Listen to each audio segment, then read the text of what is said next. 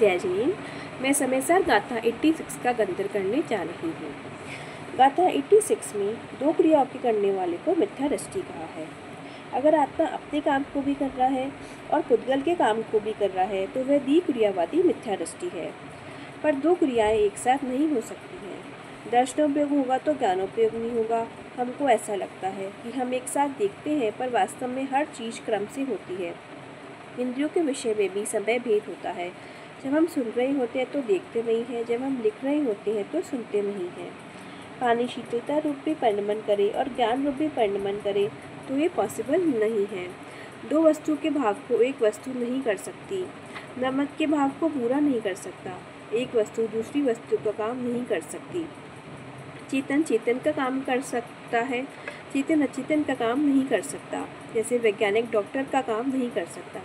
प्रत्येक द्रव्य अपने परिणाम को ही करता है।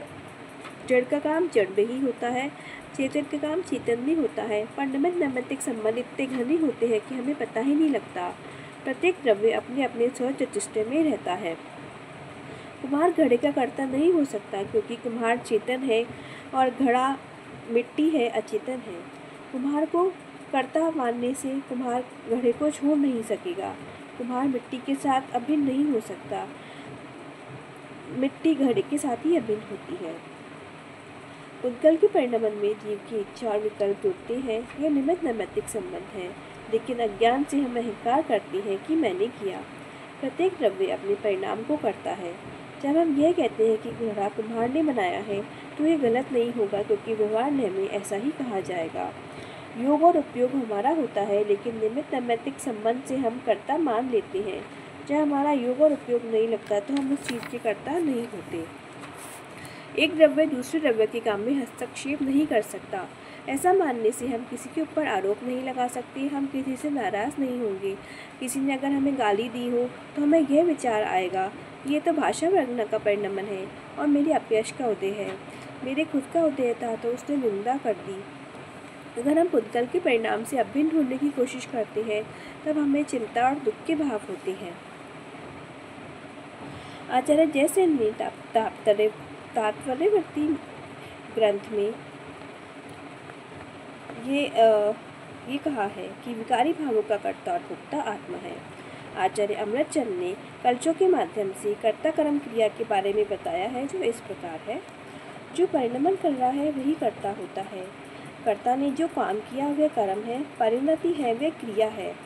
मिट्टी रूप अवस्था से घड़े रूप परिणमित किया हुई वह क्रिया है। कर्ता द्रव्य है, कर्म परिणाम है, क्रिया पर्याय की फिरनी है।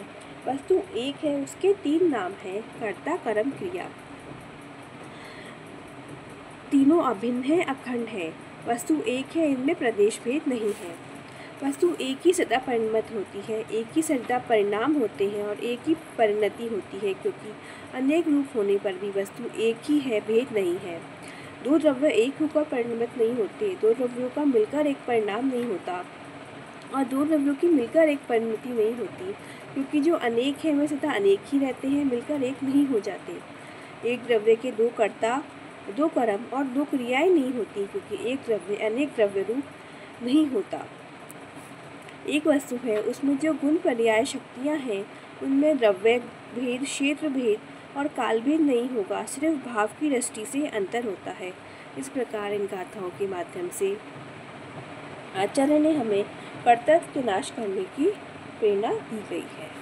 जय श्री राम।